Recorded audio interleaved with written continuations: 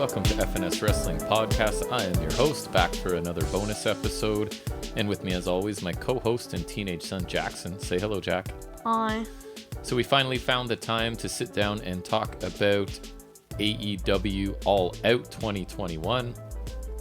Maybe a day later than we planned, but yesterday we sort of made a lengthy trip out to see some relatives that we haven't seen in forever, right? To be honest, I hadn't even met their children, so it's my wife, your mother's cousin. Who? Eli? Yeah. Have we seen him in person?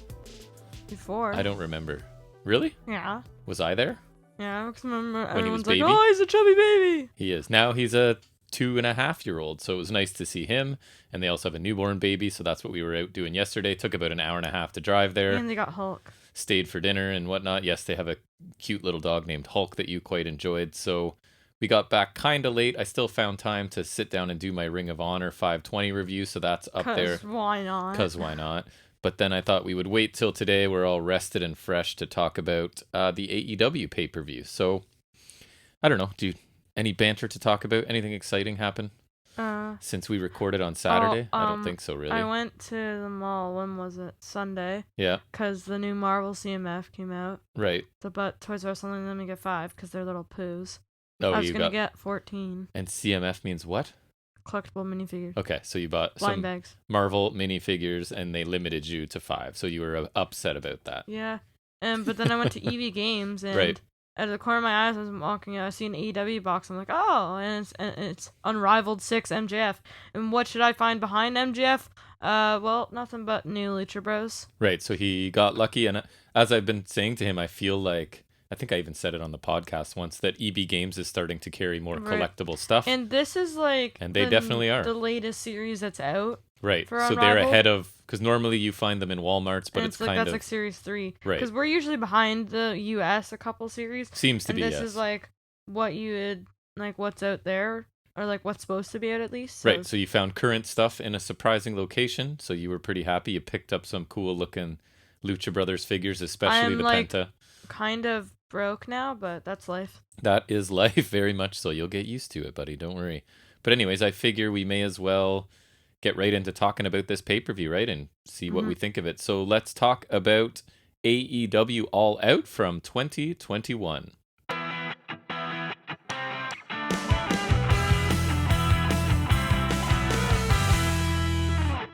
So before we get into the review, I just wanted to ask you a couple questions. How were you, like on a scale of 1 to 10, how much were you looking forward to this show? I was pretty looking forward to it because these don't come around often, and also Lucha Bros in a cage. So put a number on it. I'd say I was at like an 8.5 probably. That's fair. Because I really like, AEW is my favorite promotion for sure, and I was really looking forward to that match. Unfortunately... And they've got they do 4 a year basically. Yeah, so they're kind of a big deal. One of the matches I really wanted to see got postponed, which was Pac and... who's the other guy? Andrade. What? So that one I'll get to see on that confuses What did me. that move to? Rampage, did you say? Rampage. So I'll definitely check that out. So I was disappointed in that, but still really looking forward to this as well. The matches I was looking most forward to was the tag team in a cage match, probably. Even the Miro match I was looking forward to. There was nothing that really I thought would be too bad going in, other than obviously Paul White and QT Marshall. But so then I wanted to ask you, what matches were you looking forward to most? Cage match. The cage match. Anything else? For me, it was cage match.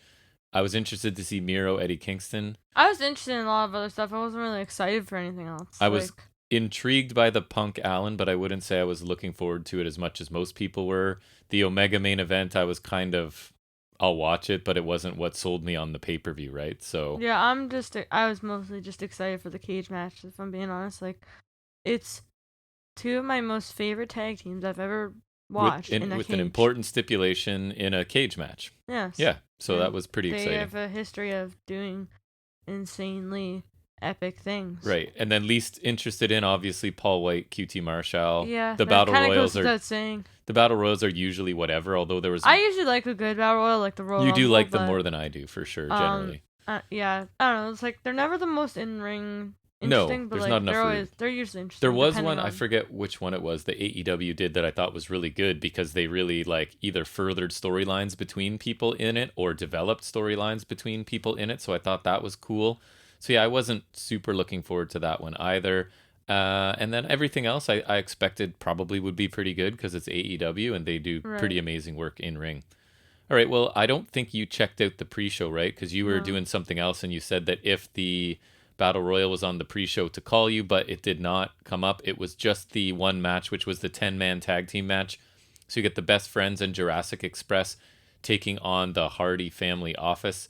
So just quickly, this one of the only notable things here, this was a pretty chaotic match. One of those matches where people who don't like the sort of light officiating will be annoyed because the ref didn't do much to sort of rein the action in here. It was kind of all over the place. But at one point, we basically got a chicken fight as Jungle Boy's on Luchasaurus's shoulders, and they're sort of engaging in this chicken fight with Angelico and Jack Evans. So it leads to eventually a flipping slam off Luchasaurus's shoulders, and then the snare traps locked into Angelico, and that's how the baby faces, the Best Friends and Jurassic Express, picked up the win here. After the match, we get a surprise return by Butcher, who I was telling you looked like he's dropped some weight and is in much better shape. He didn't look super different, but I can see what you're saying. He looked pretty cool. I did kind of see it, yeah. I quite like him, so I'm happy to see him come back. He's got an interesting look, for sure. Yep, so he started working with Blade. They attacked Hardy and with Hardy Orange Cassidy.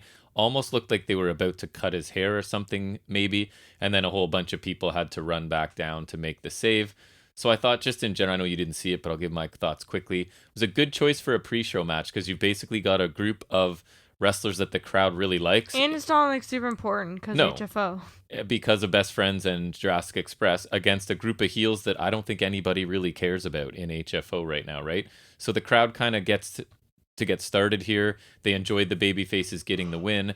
And this match had a bit of comedy in it, some choreography that's never my favorite. There's at one point where I don't know how many of the 10 locked on like a chain of submissions to each other, which was a bit silly. And then the chicken fight also, I mean, it was entertaining. It was just to get the crowd engaged, I thought. Then there was a lot of the multi-man tag team chaos that happens in AEW. Overall, it was a pretty fun match with a few impressive spots. I thought Jungle Boy looked really good in some of the parts he had.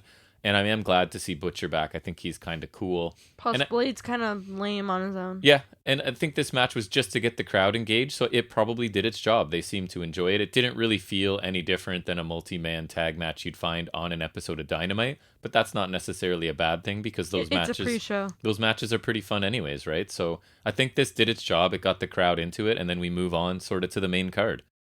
So the first match we get on the main card is Miro defending his TNT championship against Eddie Kingston here. So this was what I kind of expected, a hard-hitting match. And you've got the story built in as Kingston announced ahead of time that he was going to target Miro's neck because that's sort of being built as like his Achilles heel sort of for Miro, right? Because who was it? The mask guy. Serpentico? They hit him with Fuego del Sol. There it is. Fuego del Sol hit him with a bunch of DDTs in a match. So now it's sort of like, oh, that's Miro's weak spot. So Kingston admitted he's going to attack that right away. That's not good if he's like a monster champion. That's like, and he's got this well-known weakness now. But I think that's going to be like the only chance anyone has. And still, people targeting the neck haven't even been able to beat him. So I don't think it hurts him too much, right? So Miro, in turn, in this one, ended up sort of targeting Kingston's back because his finisher is the game over, which is like a modified camel clutch, basically, where he now leans right back into it, right, to apply more pressure. This time he didn't. No, he didn't this time. So, as I said, as we get into some things from this match, Eddie Kingston did focus his attack on Miro's neck pretty much right away. He hits an early exploder suplex to try and do some more damage to that neck. Kingston later then tries to hit a crossbody from the ring apron to the outside, but Miro, being the beast that he is, catches him and turns it into a power slam out on the floor. Miro hits a pretty nice drop kick, not something you expect from Miro, as Eddie Kingston was trying to fire back with chops to the neck. So he's just whatever he can to Miro's neck, he's trying to do it, even if it's just chops and slaps and things. We get a Saito suplex by Kingston before some more strikes from Miro, and then there are basically a lot of strike exchanges happening in this. It was a pretty hard-hitting affair.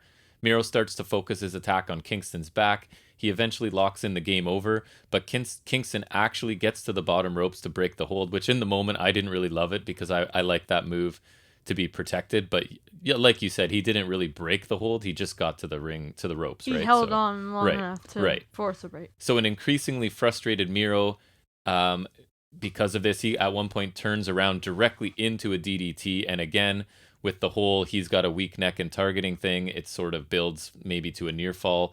But the referee is sort of trying to reattach the turnbuckle pad that got ripped off a little bit earlier.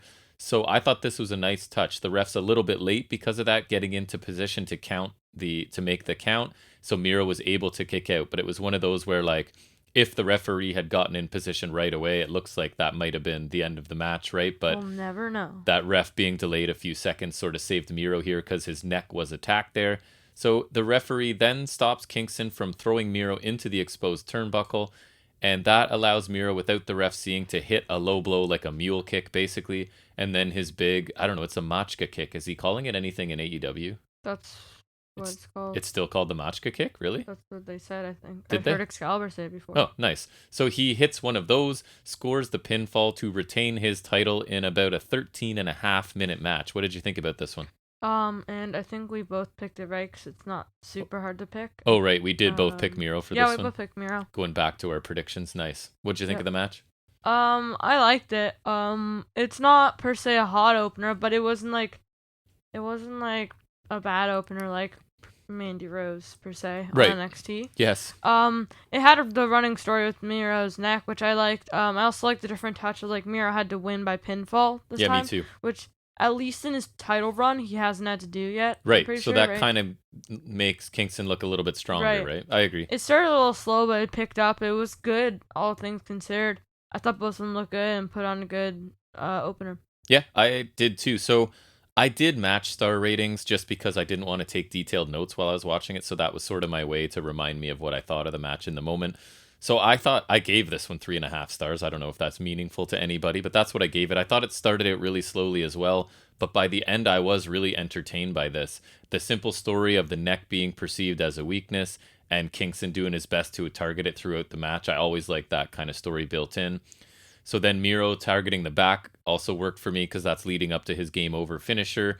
And I thought, like you're saying, Kingston looked pretty strong here because Miro needed to alter his finish and had to cheat too, right? Like he not only couldn't get the game over, but he had to use a low blow to get to the finishing sequence. So I thought that was good, and combine that with Kingston being able to get out of the game over. I thought that made Kingston look pretty strong. So I thought this was at least survive long enough to because like get out is like, you know. But he didn't escape it, but he got a rope break out of it. Right, he kind of was able to survive. As well, I agree. This isn't the type of match I usually want, or if I were booking it as an opener, it would be something a little more faster, but high I feel flying. Like they didn't have I feel like your ideal hot opener would be either mid-card title, which is this, but this isn't they didn't really have a hot opener, like the tag title sometimes, but that's too big that for an one was opener. Too big, the way it ended, yeah. So, or it turned out, I guess. Right, and just the stipulation and everything, and so I guess this was the best choice for an opener. I think could have so. seen the women's match also going there. Right, yeah, I could too. But yeah, so it worked because sometimes there's your ideal hot opener, right? And yes, they just didn't have that. But I think maybe that was sort of the multi-man tag on the pre-show was quote unquote that kind of hot opener, right? Where it's just crazy action, more high flying. Maybe because they tend to have everyone there on the pre-show. Usually in WWE pay-per-views, you can still see people are arriving, filling the seats still. Yeah, so I thought this was good despite not being what I would normally book as an opener. I can't complain about it. It got pretty much what I expected out of this. I really enjoyed it. I thought it was a very strong start to the show. The next match we get is Satoshi Kojima taking on Jon Moxley. So this is sort of, again, the term we're getting tired of hearing, the Forbidden Door, bringing us another just slugfest of a match. And I'm saying, I said this to you, how long can you call it forbidden before it's just seems to be not so forbidden anymore, right? Right, if you just keep doing it, how forbidden is it? Right. So we get two very experienced veterans from different promotions here. I imagine these guys have worked together when Moxley was in New Japan at some point, but it's probably a new matchup for a lot of North American viewers. So I was expecting a slugfest out of this, and that's pretty much what we got. Right off the bat, Kojima tries for the handshake before the match, but he's basically flipped off by Moxley, who then attacks him with strikes right away. A little bit later, Moxley hits a suicide dive, and then he starts to focus his offense on Kojima's hand that he has taped up. It's sort of a nice little bullseye for Moxley there to start targeting. Kojima fires back with a flurries of chops and his top rope elbow drop that still I thought looked pretty good. It looks like he lands pretty heavy when he hits that thing. Both men are biting faces at one point. Kojima hits a superplex. Kojima had a nice little sequence with the brainbuster, his heavy lariats, and a Koji cutter. But at that point, he was just too exhausted or had sustained too much damage to go for the cover because it seemed like a logical spot for a near fall. So this allowed Moxley to take advantage. He locked in the Bulldog choke, but Kojima got to the ropes to force a break. So Moxley followed up. He hits a paradigm shift, needs 2 of them to score the pinfall after just about 12 minutes.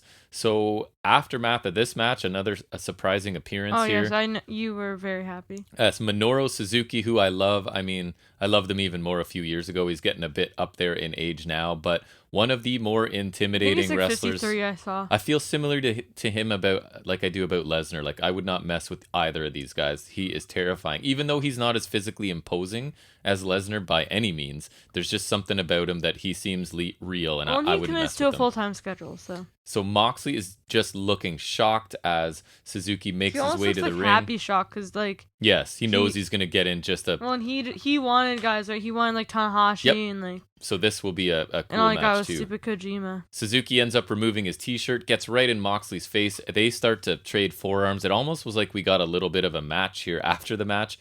They brawl for quite a while considering it was just a run-in. Suzuki ends up hitting his Gotch pile driver to lay Moxley out to finish this match and this segment. What did you think of this? Would you like to guess who got it right? You? Yeah. I took Kojima, didn't I? Yes, you did. Yep, so I was wrong. Very happy about that. What'd you think? I liked it. It was the slugfest we all expected. I think so. It was good for what it was. It wasn't the best match on the show, but it was still good. I think Mox probably like he respects Kojima, so he definitely sold the offense to make him look good, right? Yep.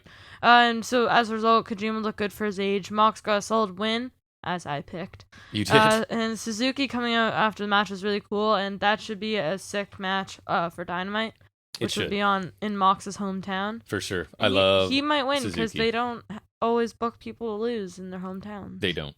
So this match, I had it a notch below the opener. I gave this 3.25 stars. I thought, which to me is still a good match, hard-hitting match, gave me pretty much, again, what I expected. I don't think it was as strong as the previous match, as I said, but I may not have placed them one after the other either if I were booking this, just because they're kind of a similar style, right? You've got just brawlers and hard hitters. It's not great to have start out, but 2 really similar ones. I think it ended up working, right? Like by the time we get to the end of this show, there's not really that much I can question about what the choices they made here. I still really enjoyed this match. Kojima, I thought, looked excellent for his age because we looked it up and he's in his 50s, right? I think it was. I said 53. I think I saw something like that. Yeah. Or like when I was just reading a thing, I saw like I think it said like 53. So he looked good, and I think that Mox requiring multiple paradigm shifts helps to make Kojima stay kind of strong looking here. And Kojima got to hit almost all of his signature offense, and I thought it was a good match overall. I'm pretty pleased at this point in the show. I agree. We then move into the Women's Championship match, which is Britt Baker taking on the alien Chris Statlander. So Baker at this point is just a red-hot champion and probably one of the most popular wrestlers in the company. If CM Punk hadn't just debuted, I would probably say the most popular. But she's definitely in the top few right now. And Statlander is a powerhouse who's returning from a pretty serious injury, and she's finally getting a title shot within the company.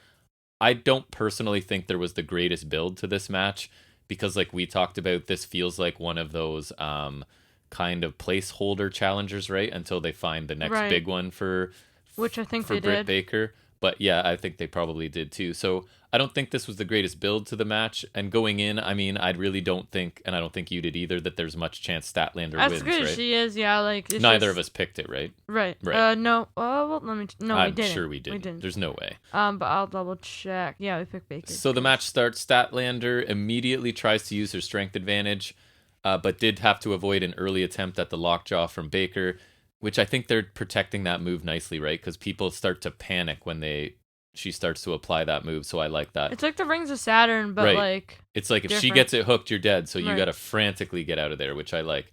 Baker hit a twisting neck breaker as Statlander was seated on the top rope at one point. A little bit later, Statlander hit a nice modified Michinoku driver for a near fall. She then missed her Area 451 splash from the top, and Baker tried to pounce with the lockjaw, but Statlander countered it with an axe kick for another 2 count. Statlander missed her pendulum moonsault from the ring apron. It looked painful. She just sort of landed flat on the floor. Which just sucks because that's a cool move. It is cool. And Baker leaped off the ring steps to stomp Statlander quickly. back in the ring. Statlander tried to lock in the spider crab submission that looked pretty cool, right? Which we thought sounded kind of dumb, but it looked cool. It did look cool, so I'd like to see her get it on somebody in the future. I don't remember seeing it, but that doesn't mean anything. My memory's not great. Do you remember seeing it? That's the question. This is the first time I'm hearing of it. Oh, really? Okay, so it's not just me. So Baker lands a series of kicks to the face to sort of break that attempt. Baker then hit the Pittsburgh Sunrise or the Panama Sunrise, right? It is not the Pittsburgh Sunrise. That is disrespectful. It is the Panama Sunrise. And that's the point where I started to feel like, I think Adam Cole's showing up, and we started talking about it on the show, right? Because you brought up a great point. You were like, because I'm thinking, what about his non-compete? And you're like, no, he wasn't released. His contract's done. Right, so that doesn't matter. Like which is a great point. For Black Thursday or what, like the days where like all those people get released, that's when they had no competes, right? Because they're like, that's right. Their contract ended earlier than it was supposed to, right? If you let your contract run out like he did, or like I don't know who else would have done that. Maybe, I don't know. But anyways, like, then your contract's done, right? Right. So, like, it's a little different. And so this is when I started to really think Cole is coming, because if this were WWE, I would say, yes, they're going to make you think Cole's coming just to not have him come, because that's how they treat their fans. But AEW doesn't do that, right? They're not going to tease. Plus, it's not even like they have, like, well, other than this, but they're not going to tease or hint at things and then they're not going to build you up just to like smack you off the pole. Which I feel like WWE literally wants to do that. I think so too. Right. So yes, she hits the Panama Sunrise, and then like I think it was the Wicked Stepsister like stomp thing. So that leads to a near fall, and then Statlander is sort of out of gas near the end of this after kicking out of this offense from Baker, and Baker like smoothly transitions from the last near fall right into the lockjaw submission, and Statlander has no choice but to tap out. The last sequence moves, I loved Panama Sunrise, and the curb stomp and the lockjaw. Yeah, I like that. So this was cool. Just about 11 and a half minutes. What did you think of this one? Hold on, I scrolled way too far. Scroll back, de-scroll, unscroll, re-scroll. Unscroll, yes. This was a really good match, befitting of the two talents involved. Statlander's never going to win, but she still looked good. I especially like the spider crab submission, even if she didn't get it. Yeah, her offense is cool, man. Cool. Yeah, she's got some cool stuff now. I like Baker's Panama Sunrise, which is always a cool move, and maybe a tease to a certain someone showing up. We'll see. Overall, pretty good match, and 3 for 3 so far on the show, I would say. Right. Then we have the next match. Right. I really like this match. This is up to this point of the first 3. I preferred it to the first 2. It's my favorite of the first 3. I just felt there was a little bit more intensity here, and maybe because it was for the championship. I don't know. I guess so was the opener. But I thought Statlander looked really good, and she brings some really cool power moves to the women's division. She's approaching like Brian Cage territory for me, right? Where she just has a whole bunch of cool moves, like she's a creator wrestler in a video game. And then Britt, I think once she got visibly frustrated near the end by just not being able to put Statlander away, it was fantastic. She just really portrays that for me and gets me more engaged in the match. I also love the finishing sequence, the smooth transition into the lockjaw to end it. And credit to these women, because I thought that, like you, Statlander never had a chance to win this, but I still got really into this match, and I felt Baker and Statlander executed a really good, intense championship match. Statlander's stock kind of went up for me with this match. The alien gimmick I don't really like, and I don't think you do either, but they're really, really... But it's pretty toned down. That's what I was going to say. It's not super, it's not like in your face. No, they're downplaying it a ton. Since she's sort of affiliated with Best Friends, I think it doesn't make sense that, you know what I mean? She's an alien and they're not. I think it maybe makes a little more sense, because maybe it's just like kind of a goof thing. Yeah. So they're downplaying it, not treating it seriously. If they have to do it, then I'll take that, right? Yep. But she has impressive size and strength and a cool set of moves, so I think she's an intriguing talent going forward. I wouldn't be surprised if at some point she does get this title. It's just not the time now, because they're not getting it off Britt Baker for quite a while, I don't think. She's just too hot at this point. So that leads us into... So we've liked everything up to this point, and then we get the match we're looking most forward to, which is the Lucha Brothers taking on... That's Penta and Phoenix, taking on the Young Bucks, Matt and Nick Jackson, in a steel cage. Nick Jackson, he's got like the beard, but then like he's got his hair colored differently in the shape of a handlebar mustache or whatever, and it's like the grossest thing I've ever seen. Like that was a step too far. Embracing their inner douchebags on this fantastic heel run. I like the beard, I like the mustaches, I like his stupid colored hair, but this was too far. So this was a long-awaited by myself and Jackson at least rematch between two of the greatest teams in pro wrestling anywhere. At least 2 years in the making. And I don't even know if that's just an opinion. Like that might be objective. That these are two of the best tag teams. And again, it has to be objective. I say it all the time. I don't want to like the Young Bucks, but I can't think of a match they've had that I didn't think was at least good and probably great or better. So they had like probably one of AEW's greatest matches of all time. My expectations, yes, for sure. Well, this is also one of them. We're extremely high for this match. I was looking forward to this more than anything on the card. We talked about it in the beginning. I just think the tag team division in AEW is light years, like you could caps locks light years ahead of any other company that I can think of, right? Yeah, and there used to be some good teams in NXT. Nobody respects the division as much, and nobody has as much talent for sure as this company does. Right, and I love tag team wrestling, so this is great. Yeah. So the Bucks are in the midst of... imagine if a Red Dragon came. Right. That'd be cool. Although O'Reilly's kind of doing his own thing now. Yes, but Bobby Fish is free. Yay! So the Bucks right now are in the midst of what I would consider an incredible heel run with the Elite, and the crowd is just super hungry for the babyface Lucha Brothers, who are really, really over here. They haven't here. really gotten their comeuppance. No. I mean, they lost once to Penta and Kingston, but that was non-title, and then they kept the titles, right? So the crowd and us, I think, are really hoping that the Lucha Brothers get the titles that have sort of been eluding them for so long, and the crowd is really into this right away, obviously. And honestly, there's no list of notable stuff that's going to do this match justice. I'm going to rhyme off a few things that happened, but you just have to go watch this match if you haven't already. Can't not watch But I'm going to try and give you a few highlights. So right away, the Bucks are trying to climb the cage immediately, which was for no reason, right? Because they tell us escapes don't matter. And then they remind us there's no escape. I was going to say, so they don't do the escape thing. Right, but the Lucha Brothers sort of drop kick them off of the cage anyways. Yeah, Penta props up Phoenix and he kicks them off. Right. It was pretty nice. Penta then ends up stuck between the ring apron and the cage, right? There's not much space there, but he gets stuck in there and basically gets his head kicked into the steel cage, which looked pretty good. We get a trio of cutters. There's a whole bunch of crazy exchanges here. So this one was cutters. So Phoenix ends up hitting a double cutter to be the last man standing out of that exchange. Then we get the Bucks hit a combination of a spike tombstone pile driver with Nick then falling backwards into a senton for a near fall. He's done that before, but it still looks cool every time.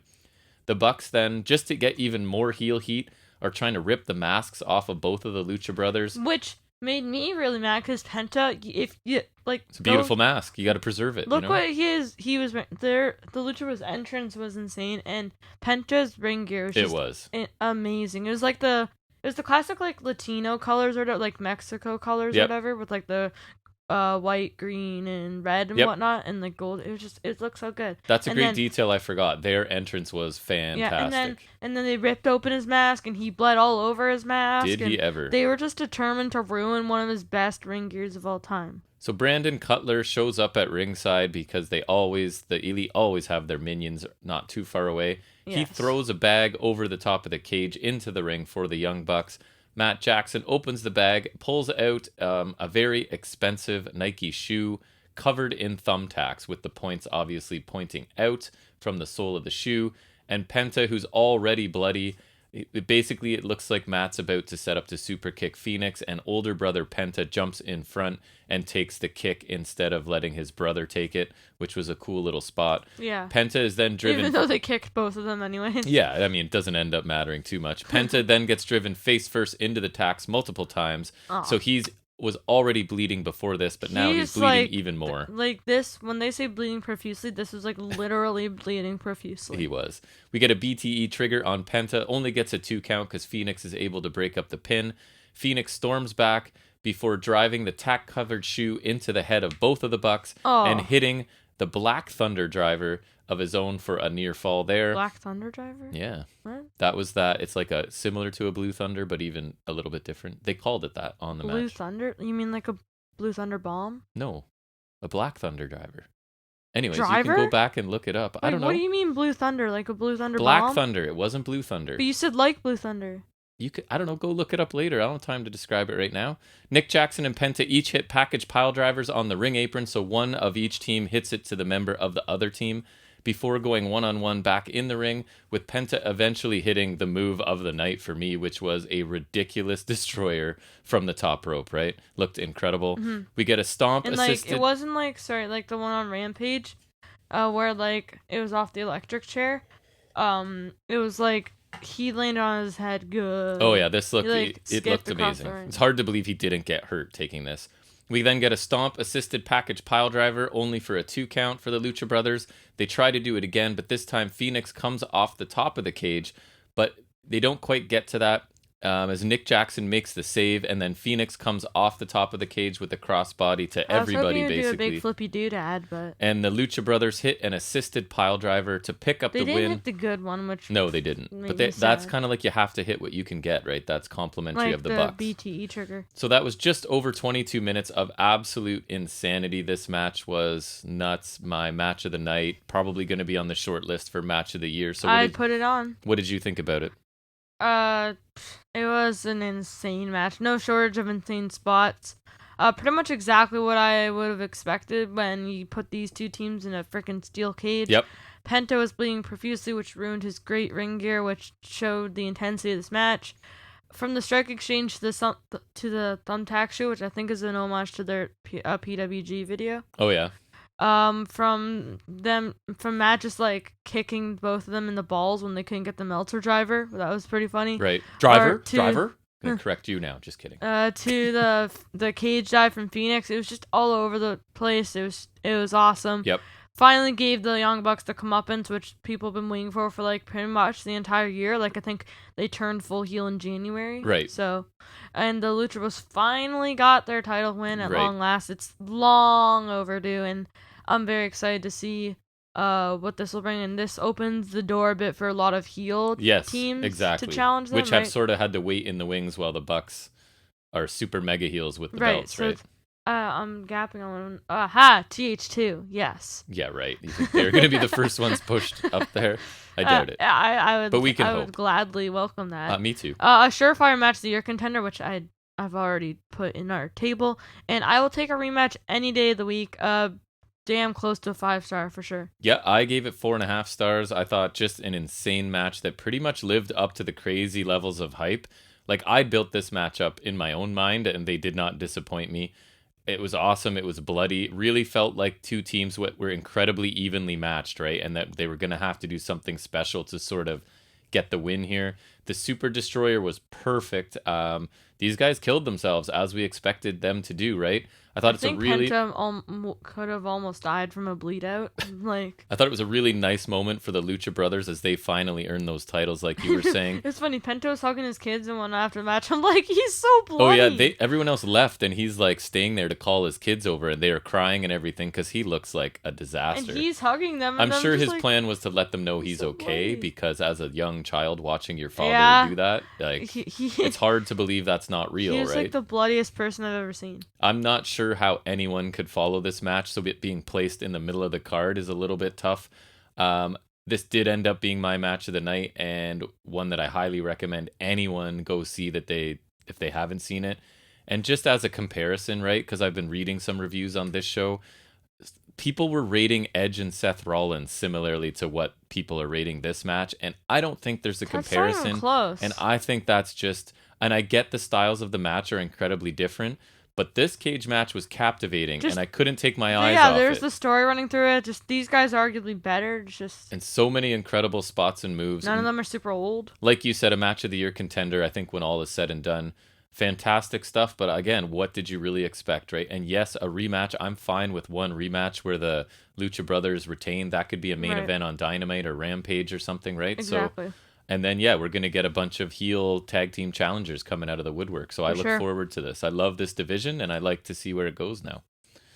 All right, next. So we get a little bit of a break from that, and I feel like it was probably an intentional break, scheduling the Casino Battle Royal, the Women's Casino Battle Royal. Right?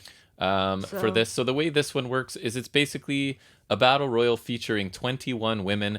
5 enter every 3.5 minutes as one of the suits in a deck of cards, right? So you've got the 4 suits with 5 women each, and then that leaves one final mystery competitor to enter in the what do they call it? The wild? No, not Joker. the wild. Joker spot at the 21. So that's you've got your complaints about the structure. I think we talked about. Yeah, I don't love this structure. I mean, an idea that I saw somewhere else that I think is brilliant is you have like a digital roulette board up on the Tron. Right, then it's easy to rig, right? With their names on it, and if there's not enough names to fill all the spots on the roulette wheel, you put their names in equal number of times or whatever, and then you spin it every time, and you can control. Anyways, right.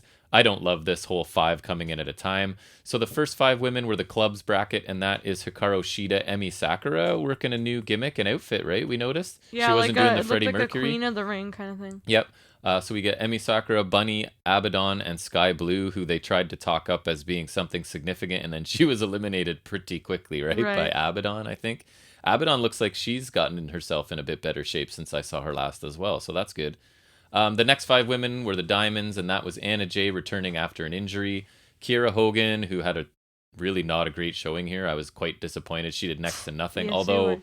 Did anyone do much in this? Kylan King, Diamante, and Nyla Rose were the Diamond entrants. The Hearts were next, and that's Thunder Rosa, Penelope Ford, Riho, who, despite how we feel about her, did get a pretty nice pop from the crowd, I thought. Jamie Hayter and Big Swole.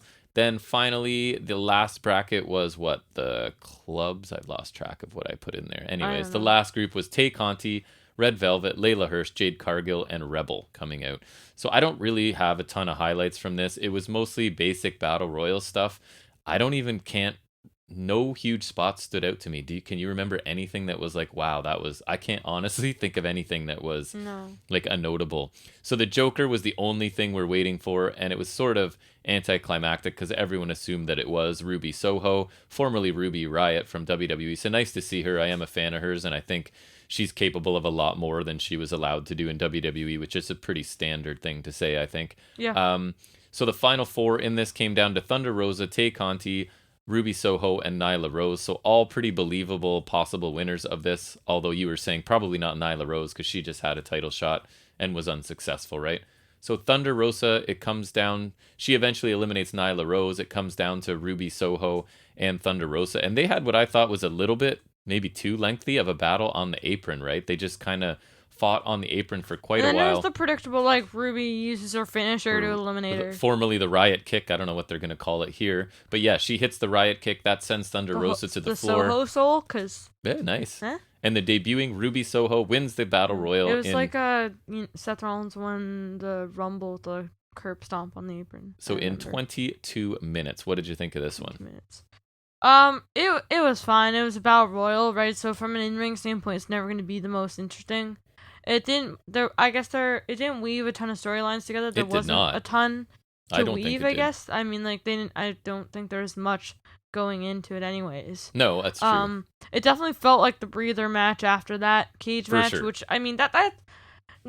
If you think about it, that's a good placement for it, right? Like, I don't need a 22-minute breather match though. That's fair. But anyways. It was long, but it's a good spot at least. Nothing of note other than the Joker entry, which is heavily rumored and basically confirmed. Yeah. Anyways, still nice to see her. The debut was cool. She'll be a good fit. Yep. She should have a good match with Baker, although she'll probably lose that. So I would hopefully think so. She gets a match in before that to get a win, I guess. Yeah, I guess she will. A little disappointed Conti didn't win though, but maybe they'll save her because we both picked her, right? Going to be a star. Yeah, we both picked her. And did we both pick Lucha Brothers? Sorry, going back to that one. Yeah, I can't imagine either of us picked the Young Bucks. Well, you never know. I mean, no, but I don't think positively did. I gave this 2.5 stars. I thought it was one of the 2 low points on the show for me. And like you're saying, I think it was placed here to give the crowd a chance to catch their breath after that tag match. Because you don't need to react a ton in a Battle Royal either. Right. They can just sort of rest or go and grab a snack or go to the washroom or whatever, right? Or all of the above. I'm not a huge fan of Battle Royals in general either. It just limits what people can do, especially when there's a lot in the ring at the same time. Added to that, I don't love the structure of these casino Battle Royals in AEW. And honestly, like I'm saying, there's not anything really memorable from this entire match. I hope that they bring back the casino ladder match that Brian Cage won last year. Than a Battle Royal. It was like a Rumble. Well, I like having a Battle Royal, but I hope they bring back that every now and then because I remember they did that remember Cage won that? That was Yep. his debut. Other than the arrival of Ruby Soho, I don't think there was really anything memorable in this. I don't even think they were furthering any stories or introducing any storylines in this. I could be wrong. It's just going off my memory, but there have been battle royals before where I've been like, okay, so the action wasn't amazing, but at least they furthered this or introduced this, and I didn't feel like I was getting that out of this match. I would have preferred this stayed on the pre-show to shorten the length of the actual pay-per-view, because the pre-show was mostly segments and things that had been on Dynamite. I didn't get the feeling there was a lot of original stuff on the pre-show, so they could have shoved this on there, I think, and sort of shortened the length of the entire show. But anyways, I wasn't a huge fan of this, but I guess it served a purpose of sort of breaking up, putting a break after that insane cage match. So we then move into a major grudge match of a feud that we thought has ended a few times already. So it is MJF taking on Chris Jericho, with the stipulation if Jericho loses this match, he will have to retire from wrestling in AEW. And so this has been a really long feud for a year probably, between Pinnacle and Inner Circle and MJF and Jericho by extension. At least it's been like throughout this year, maybe not like a full year, but or is that what you meant? Yeah, like pretty much a year. Pretty much throughout this whole year at least. Yeah, and MJF has been dominating, right? He's won all 3 matches against Jericho. Although they included the Blood and Guts as one, which was a group match, that was a right? group match, yeah. Right? Like, yes, he won it, I guess. Like, he physically won it by making them surrender, but like, I don't count that. But like, that's like saying if you and me are feuding, right? And like I beat and we are. Right, yeah, we are. It's not even a what if, so we're feuding, it's a shoot, right? brother. Yeah, I beat you because I'm totally superior. Of course. And then I team with Toast, our cat. Against you, who's superior to all of us. Let's be real. Which is why she's on my team. Right. So because we're the superior beings. Right. And then you're teaming with Nate, your little brother. Yeah, who's a small person. Right. And I pin you in that. That would unfortunately not count as a second victory for me. Right. I mean, it would, but like if we're counting matches against each other. Right. You know what I mean? So I can't say I was super looking forward to this. It's been kind of. I mean, MJF's been a lot of Jericho lately, and then we also just got this match specifically. Right, and MJF's been cutting amazing promos along the way, as he's going to do, but this isn't one of the matches, just because we've seen it before. We've seen it a bunch. We thought that after the labors of Jericho, whatever, that it was over. That was the whole point. And then they added this. So, anyways. And they're not ones to go back on stuff, and this, they kind of, like, I guess it was MJF agreed to it, but like still, that's kind of like going back. And I went out on a limb on this one and picked Jericho to lose and retire. But anyways, we'll see. So MJF, to start out, right, he did a kind of like a parody or a spoof of Jericho's WWE entrance. I paused it because I was like, oh, you'll like this because you like Jericho. And I thought it was Jericho. And then it said Jericho's last match and MJF came out. Right, I which laughed. was pretty funny right off the bat. I thought that was awesome. That's classic MJF. And then Jericho's entrance, they made the choice to do one of those live performances. So it's just a guitarist playing his theme. I think it was the guitarist from his band because they said the Fozzy guitarist. It right? was. And the only issue with this was it sounded fine and all, but one, sounded worse than the theme. Two, had no drums, which I think that's an issue to me because that helps with like kind of the beat of it. You know what I mean? So I thought too this like, was one of those times where the live performance of the theme. I thought the Lucha Bros one was really good because it sounded one of the things is I wanted to sound like somewhat close to the actual theme. Like this was somewhat recognizable, but remember when the Cody's theme was live? Like it sounded awful. Shinsuke's was awesome back in the day. Yeah, he had the violin one, and then there's the guitar one at Mania. But this one, it was one of those ones where the live performance is much worse than just playing the actual song. Yeah. It didn't sound good, and I found it was also so loud that it drowned out the crowd singing along, which is one of his things of his presentation, right? Is the crowd singing. So I thought that was a poor decision. But anyways, so the match goes outside the ring almost right away. Jericho hit MJF in the head with like a metal pole for one of those, like, remember it was like I think it looked like one of those things they stretch out to make like lines that you can at the airport and stuff. I remember now. I don't know how to explain it. Like what? No, but I remember now. Yeah. And I was like, why are you allowing that? Like he literally went out of his way to go grab. Because there was no stip on this, like no DQ or anything, right? I know you said like when they go through the announce table, that's no DQ, but like. for me, it's like that's there, and you're just kind of like. That's the argument, is you're not using it to hit the person. The person is person's right, going and like into it's like different slamming them on the steel stairs rather than hitting them with steel stairs. Yeah, but right? this was like, literally pick up this thing and throw it at his head. Right, it's like it's different when you're using your environment, and then it's different when you're going out of your way to grab it and then use it. Like, to me, that's the same as going under the ring to grab a weapon. I think so too, but it was fine here. It was allowed. So MJF then starts to focus on attacking Jericho's previously injured arm, which maybe because they know MJF will cheat. Which MJF injured by throwing him off the cage in that previous match they had. So MJF, because when you hit a lot of pillows from a really high distance, it takes its toll on your body, you know? So MJF hit a cool looking heat seeker onto the apron. Which it's usually inside the ring. It's a pendulum pile driver, kind of in the ropes. And Jericho's almost counted out off of that, but he gets back in at the last second. Jericho then hits, it looked like it was going to get awkward, but he saved it nicely and hit a pretty nice power bomb to MJF on the apron. Jericho later had a near fall with his lion salt that he did hit successfully this time. Jericho went for a Hurricane Rana. That was one time he messed it up. And I keep mentioning it every time. Jericho went for, it was bad. He looked like he was going to die, but now he's been hitting it clean since then. Jericho went for his top rope Rana that he's been doing again lately, but MJF countered it into a power bomb, and MJF is now really selling an injured like lower back. Wardlow makes his way down. Yeah, it was a pretty good apron powerbomb. It was. I'm not going to lie. Wardlow makes his way down to the ring, but he is sort of headed off by Jake Hager, and the two of them just start brawling sort of out on the floor. And the distraction of this hoss fight between those two on the outside allows MJF to use Jericho's baseball bat, which is in the ring for some reason. Floyd. Right. He has a name. So he hits Jericho in the head and then hits Jericho with his own Judas effect to score the pinfall, and it looked like it was over, but Jericho had his foot on the ropes, and as we know, I guess, because this is a brand new thing that bothers me, a second referee comes down with all of the shenanigans that go on in AEW.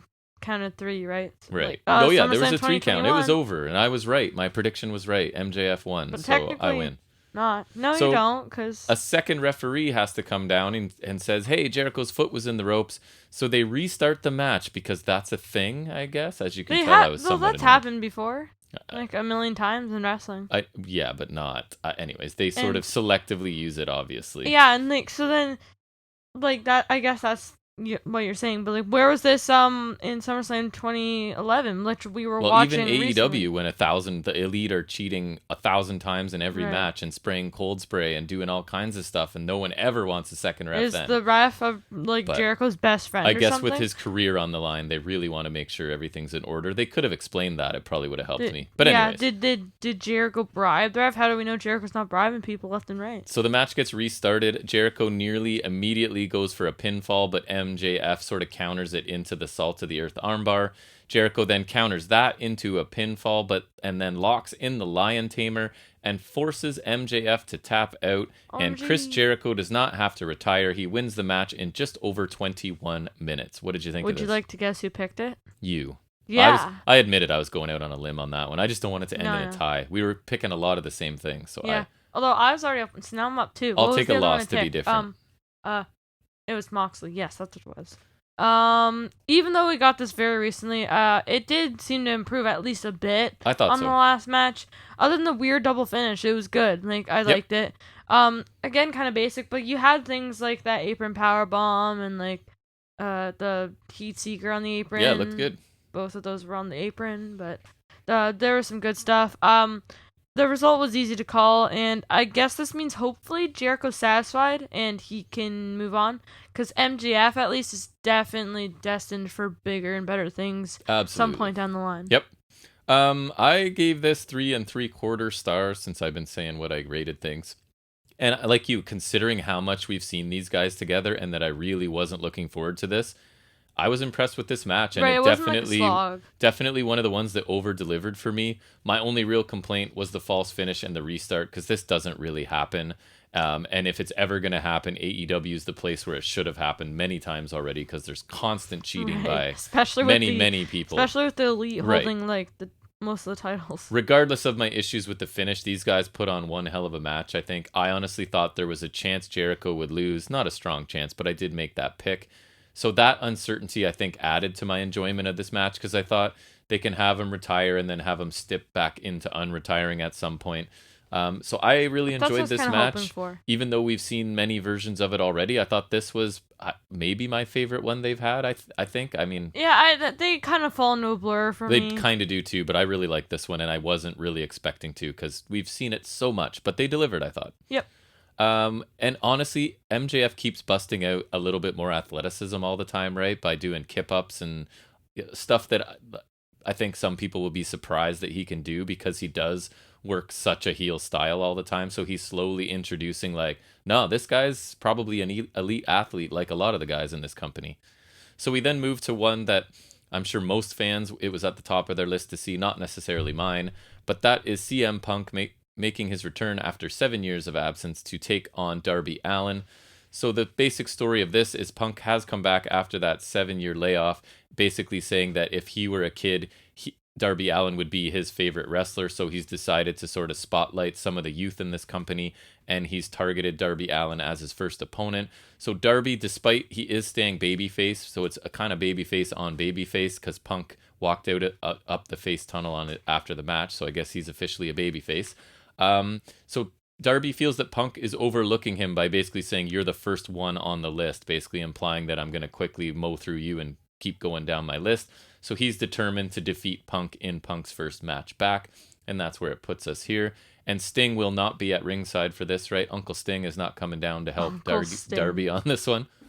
So for this one, Allin hit an arm drag immediately, but Punk came back with a shoulder tackle. Then they go into a little bit of chain wrestling with Punk working a headlock before Allin drives him into the mat with a shoulder tackle.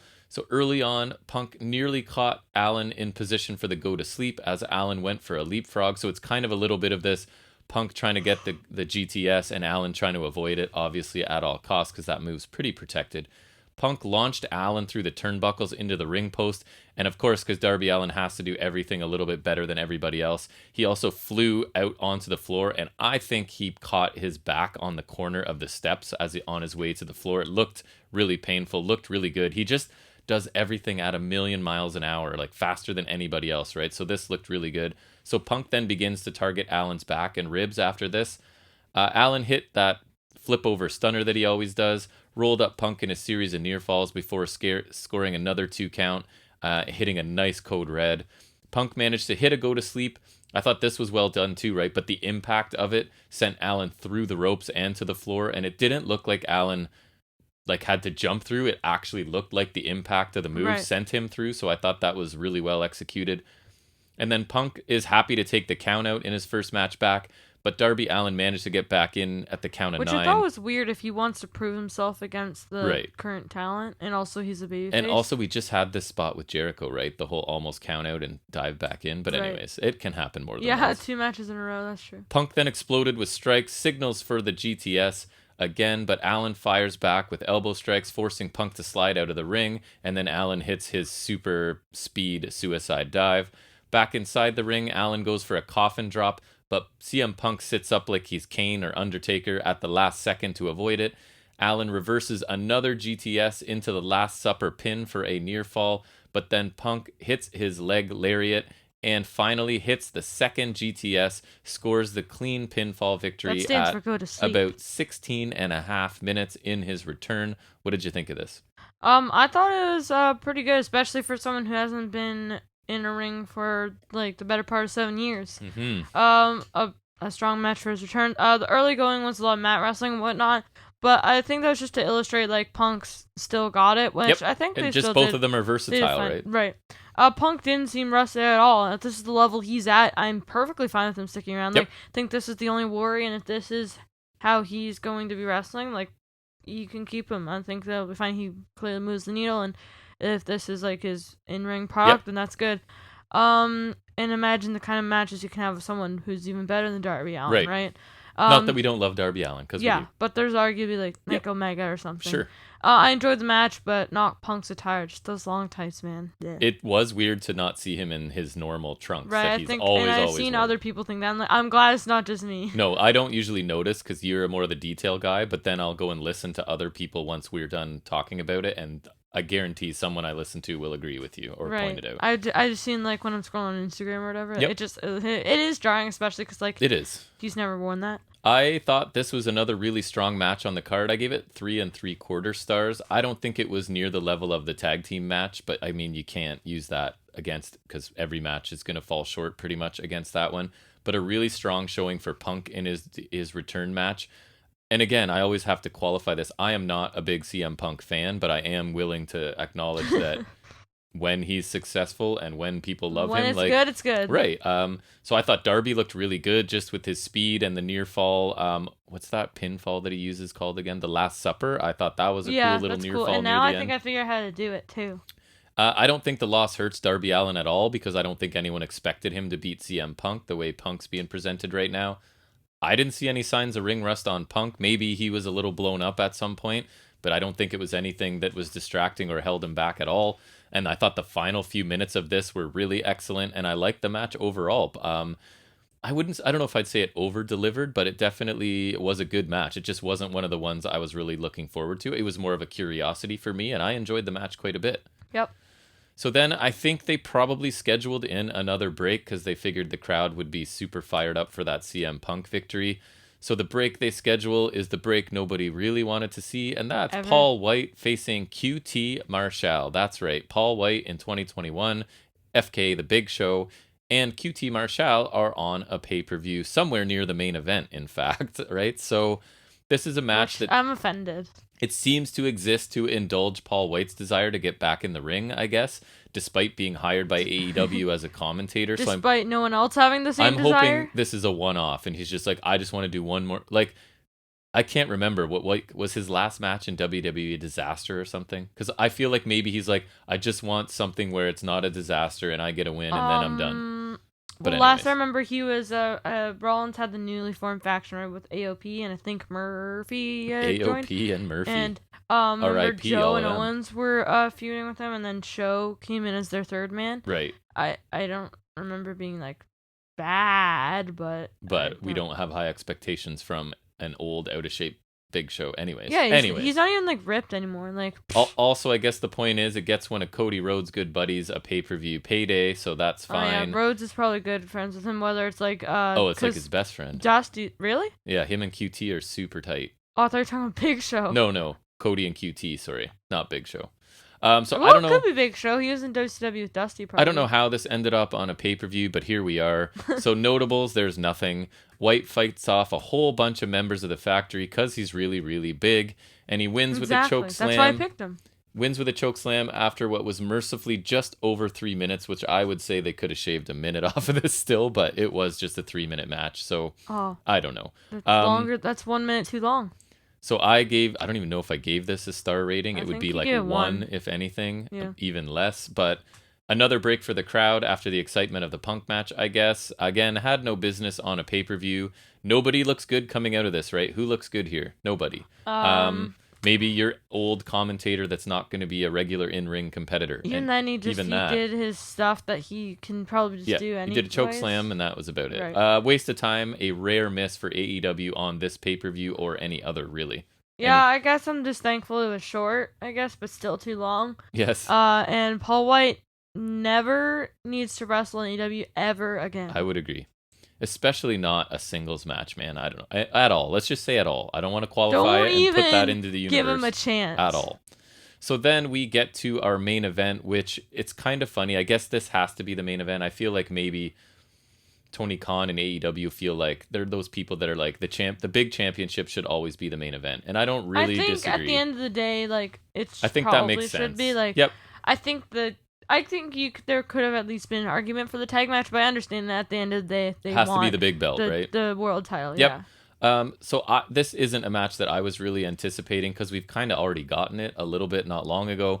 So Kenny Omega basically has been collecting belts all over North America, and Christian was the first opponent to defeat Omega for one of them, albeit only the Impact title, so nothing major. So now Christian is trying to beat Omega again, and this time for a much larger prestigious prize in the AEW Championship. So let's see how it goes. After sending Omega into the guardrail early on, Christian Cage jumps from the top rope onto Kenny. And remember, we're like, How is that impressive? Right. He's jumping like. Yes, he's jumping from a high height, high, but he's like not it's doing. because it's the surface is high, not because he has an insane vertical like Montez Ford. And it's basically like doing a double axe handle or something, right? Like it wasn't any. Anyways, that's pretty much what it was. It's just me nitpicking Christian because I like to do that. Omega came back, laid a table over Cage's body on the floor, and then hit a double stomp through the table onto Christian, which again is like there wasn't a stipulation on this match either, was there? I don't think. No, but I think when Omega did the table thing, they said Callis was distracting the ref. Oh, he was. And it's also one of those, like, if the ref calls for a DQ, Omega keeps the belt, and that's not the point. So it's one of those, like I always say in ROH, if you ask Christian Cage, would you want him to get disqualified here? Cage would say, no, let the match go on. It right? So Omega tries for the one-winged angel at one point, but Cage escapes.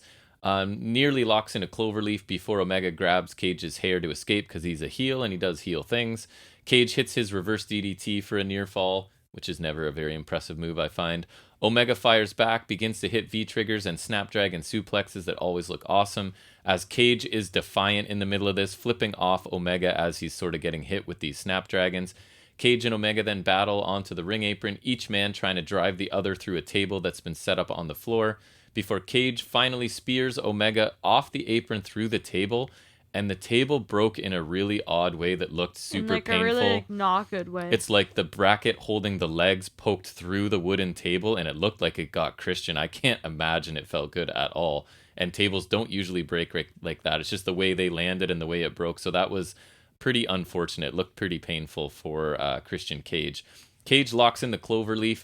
And then down come the Good Brothers because the Elite need to have some sort of interference. They run to the ring. They force Cage to fight both of them before countering a one-winged angel into a kill switch, which is actually a pretty reasonable near fall, I thought, here near the end. Don Callis comes into the ring to distract Christian, causing just enough of a delay for Omega to counter an attempt at a top rope kill switch that Christian was set up. So Omega counters that into an avalanche one-winged angel, and we all know nobody kicks out of the one-winged angel, especially when he's like jumping from the turnbuckle. Especially an avalanche. So Omega does retain the title here after just about 21 minutes. What did you think of the main event? A solid pay-per-view main event. Not exactly my cup of tea though. I just don't like Christian Cage. He just doesn't. And we've seen it, right? Like we just saw it. We've seen it. He just doesn't fit here, and I still think he's just too embedded with the WWE style. Like. He's just wrestling a different style from like 99% of AEW. Yep. Omega pulled out a good match out of him, I guess. It wasn't bad, but makes me way more disappointed that this wasn't Hangman, because that would have been a surefire match of the year contender. Yep, it will get that match, don't you worry, and it will be fantastic. I can't wait. So I like this match fine. I gave it 3.25 stars, so that's less than a few of the other matches on this card. I just didn't enjoy it as much. Christian, again, I thought had no chance of winning this, and all the run-ins are not really my favorite thing either. Still, it was a good match. Both guys worked really hard, and they entertained what I think at this point was a bit of an exhausted crowd. I don't know if they quite got the reaction they were hoping for here, but this crowd had been through a lot on this night. So a good match for sure. Definitely not a blow-away main event. It's just a shame that clearly the tag team match was the match of this show, right? So it would have been nice if that were in the main event. And I think you could argue because... in the spot it kind of deserved. Because they do value the tag team division so much. Right, which is why we were thinking there's more of a chance. It's a possibility, if it's WWE, one, no tag title match would even be considered because they just don't build them up that good. Right. And two, even if it was, they're like, nah. Tag titles no suck. one cares, right? No one cares. So I liked several matches on the show better than this main event, but I still did enjoy the main event for its own sake as well. And then, yes. So Omega and the Elite continue the beatdown on Cage Omega's after the match. Cutting one of his classic promos where he said, right? Poo. And then Jurassic Express come running in to try and make the save, and they fight them off. Omega has the microphone, talks about how basically there's nobody left that can beat him, and the lights go out for quite a while, and Jack started screaming, even though everyone else in my house was already asleep, because his favorite wrestler, or one of his favorites, maybe very favorite, Adam Cole. I'm not sure if he's my favorite makes or John his Moxley. AEW debut. Maybe Cole.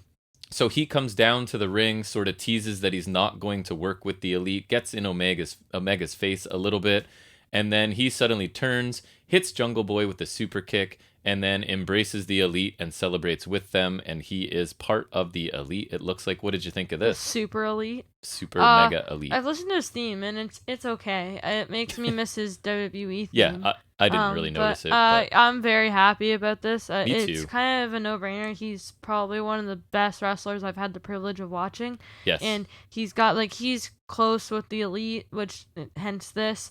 And then also he's with Britt Baker, so I think he even said this was the clear choice, and that I would makes think sense. so. I was saying, even if he didn't have them, it's a pretty clear choice for a lot of people. Unless there was a huge discrepancy in the amount of money offered between WWE and AEW, I can't imagine why he would ever stay in WWE. So I'm happy to see him here. So Omega then explains that, of course, Cole would be on their side since he's one of their best friends.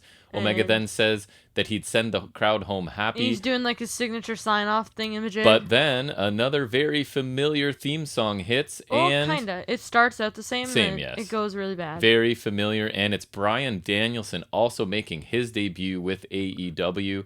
He comes to the ring, attacking the Elite and helping chase them off, and then he stays to celebrate with Jurassic Express and Christian Cage. It was weird. To end the show. His theme started with the Flight of the Valkyries thing, right? And then it goes into a boom, boom, boom. They just needed enough of it to get that pop from the crowd, right? Right, but it doesn't even sound like a theme. It sounds like a generic backtrack for something. Yeah. So I'm really happy to see him as well. I'm just a little concerned because this is 3 major signings and debuts within the last 2 or 3 weeks. And then you also had we're not too far off from Black and Andrade. Right. So it's Andrade, Black, Punk, Danielson. It's funny. Cole. I added a debut of the year category, and basically all of them are AEW almost. Right. The recent ones. Yes. So I mean, I'm excited to have both of them here, and I'm the guy that doesn't really want AEW signing everybody, but certain people. I'm unbelievably excited. Certain for people Cole. You make room for, right? Peak Cole is right now. Daniel Bryan might be slightly past prime, but he's still fantastic and can have some amazing matches. That does not matter. He's Daniel Bryan. So the only sucky part about this is at I think it was Comic-Con, they put out renders for an Elite 92 Adam Cole, right? And you could say, oh, they could still put it out, but we're on Elite 88 right now, so they have plenty of time to cancel that. They do, but I mean, they'll melt him down and turn him into someone else. The AEW, we'll still get an AEW figure, but the thing is, I kind of now, especially now that the Elites have double jointed elbows. Yeah. I tend to like the feeling of the Elites more, just because I'm more used to it. But I'll take I need a new Adam Cole regardless. So. Overall thoughts on this? I mean, pretty solid. We didn't complain about much, so I imagine you liked it. Yes, I threw it into. I made a pay-per-view / thingy thing, or if there's a TV special. Yeah. I threw this in. So what'd you think overall? Great show in leagues ahead of SummerSlam, which is God. WWE's big pay-per-view, around this time. Which was frustrating to watch, and I'm glad that I don't. A similar time length, and this is much better. Oh my God, yeah. The opener and Mox vs. Kojima are both good, hard-hitting matches to start. The women's title match is one of the strongest women's matches in AEW. I really like that match. The cage match was just absolutely amazing, and match of the night, hands down, just everything you could possibly. It's it represents everything to love about pro wrestling. Yep. It's one of those if you had to try and convince someone who doesn't watch wrestling to watch wrestling, I would throw that match in. Yes. Probably. The Battle Royal was a bit of a lull, but provided a break, a long one, but a break between the cage match and Jericho and Jeff, which that was good. Hopefully a feud ender. Punk vs. Allen was another great match on the show, and Punk seems as good as ever. The White QT match was lame, but thankfully short, and the main event was good, but not my favorite. Couple that with a couple of exciting debuts to bookend the show, and you have yourself one hell of a pay-per-view, A- for sure, and it might be up there with one of their best efforts. Yeah, I'd have to go back and look carefully, but this was certainly a very strong show. Right. Excellent show overall. The tag team cage match definitely being the highlight and a match of the year contender probably. The low points, as we discussed, the Casino Battle Royal and the thankfully very brief White QT match. Everything else was at least good, and I would say the Miro match, the Britt Baker match, the Punk Allen match, and Jericho MJF were better than good, whatever ranking you want to give them. So replace the White and QT match with the Andrade and Pac match that had to be postponed, and this show's likely in the high A range because there's not much chance that match wouldn't have been amazing. As it was, I thought it was still a really strong show, with most of the matches either delivering for me or over-delivering. Like, nothing really under-delivered. The 2 matches that weren't good, I didn't have high expectations for anyways. So I also gave this show an A-. I bumped it up from a B+ due to those 2 appearances at the end of Adam Cole and Bryan Danielson, because that's just another new era of AEW, right? With these major stars showing up here. They are freaking changing the game, man. So this was money that I did not regret spending to watch a show. So $50 for a pay-per-view, and I can finish and come away with it. I'm satisfied with it, right? So that's all I'm asking. We had 2 stars, major stars debut, and pretty much an entertaining show from top to bottom. Absolutely. In ring. A really strong show, so an A- from both of us. We really, really liked All Out 2021. And one last rundown of our picks. Yep. I'm just going to go in order of the table we have here. So we both got the Battle Royal wrong, so that's 0-0. Yep, we both picked Conti, right? Yeah, we both got the pre-show match, right? Which is the Faces one? Yep. Yeah, so that's 1-1. 2-2 for the women's title match. 3-3 for Marshall versus White. 4-4 for Punk versus Allen. I'm sorry, we picked Baker, White, and Punk. Yep. 5-5 for Miro and Eddie Kingston. Obviously, we picked Miro. 6-5 me for Moxley, Kojima. I picked Mox. 7-5 me for Jericho MJF, because I am just really good at being right. I took a couple risks, and I'm comfortable with that. You know, you got to take a risk. I pretty much accepted a loss at SummerSlam, well, because I didn't want to pick Edge. Remember? It's funny how I do better picking the company I don't even watch, because their crap is so predictable and ridiculous. I literally don't watch it, and I pick probably like 80 to 90% right. Right. Yeah. Next it's 8-6 for we both picked Lucha Bros, and 9-7 because we both picked Omega. So I win. So you win by a decent margin. By a decent margin. You destroyed me. It's okay. I can take it. But yeah, I think that's going to bring us to the end of this review. Yes. And we've got what tonight? We got NXT tonight, Dynamite tomorrow. We might be doing stuff because it's our last non-school night, I guess, before we we're having some people over, I think. We're going to be watching NXT and Dynamite. And we'll be back on Saturday for, I believe, what is episode 60. And there's a bunch of AEW figure reveals at they had a all-out fan fest, so that'll be so stuff. Episode 60 will be coming out on Saturday, where we're talking about Dynamite, NXT, Impact Wrestling, wrestling figures, some wrestling trivia. It's our main show, usually runs us close to 3 hours, so if you're just stumbled upon this podcast, you could check that out on Saturday. We'd really appreciate. If you have an enormous amount of time where you're doing nothing, well, this is something. That's something to do. So yeah, we'd love to hear feedback from anyone. Just let us know what you thought of this pay-per-view, what you think of the podcast, any suggestions you have for reviews for us. fnswrestling@gmail.com, FNS_wrestling_podcast on Instagram, or you can leave comment in YouTube, and I will get back to I think I've gotten back to every single person that's ever commented. So keep those likes and subscribes and whatever coming. We really do appreciate it. Don't forget to like and subscribe. Right. And thanks for any time you spend with us. We hope to see you back here on Saturday. And until then, take care.